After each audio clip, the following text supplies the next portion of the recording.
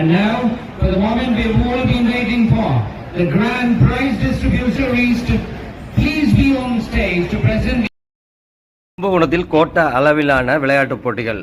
போட்டிகளில் வெற்றி பெற்றவர்களுக்கு பதக்கங்கள், சான்றிதழ்கள் வழங்கி பாராட்டு. கும்பகோணம் அருகே தாராசுரம் பைபாஸில் சாந்திப்பணி வித்யாசிரமம் இயங்கி வருகிறது. இந்த பள்ளியில் பள்ளி மாணவர்களுக்கு இடையேயான விளையாட்டுப் போட்டிகள் 29 மற்றும் 30ஆம் தேதிகளில் நடைபெற்றது. இந்த பள்ளியின் வைத்தியா சுப்பிரமணியன், சுவாமிநாதன் ஆகியோர் தலைமையில் பள்ளியின் இயக்குனர் போனா சங்கர், கல்வி இயக்குனர் ஈஸ்வரி மற்றும் முதல்வர் சிவகாமி, கல்வி ஒருங்கிணைப்பாளர் அனுராதா ஆகியோர் முன்னிலை வகிக்க நடைபெற்ற பரிசளிப்பு விழாவில் இந்த விழாவில் தஞ்சை மாவட்ட கல்வி அலுவலர் செந்தில் அவர்கள் கலந்து கொண்டு மாணவர்களை பாராட்டி பரிசுகளை, பதக்கங்களை வழங்கினார்.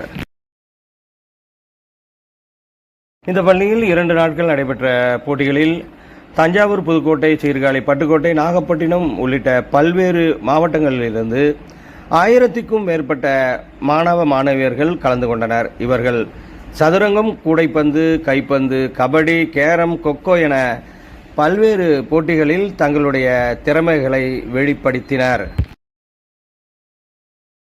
கும்பகோணம் மாநகரில் உள்ள பல்வேறு விளையாட்டு ஆசிரியர்கள் இந்த போட்டிகளில் பங்கெடுத்தனர். கும்பகோணத்தில் உள்ள பிரசித்தி பெற்ற பானாதுரை மேல்நிலைப்பள்ளி, நகர மேல்நிலைப்பள்ளி, சிறிய மலர் மேல்நிலைப்பள்ளி என முக்கிய பள்ளிகளின் மாணவர்களும் இந்த போட்டிகளில் பங்கெடுத்தது குறிப்பிடத்தக்கது.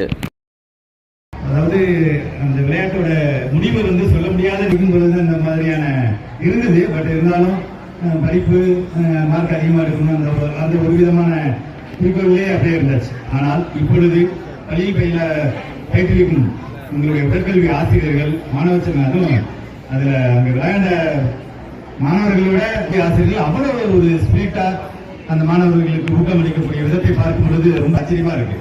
அது மாதிரியான உடற்கல்வி ஆசிரியர்கள் தொடர்ச்சியாக தங்கள் பள்ளியில் பயிலும் அனைத்து மாணவ செல்வங்களையும் ஏதாவது ஒரு துறையில்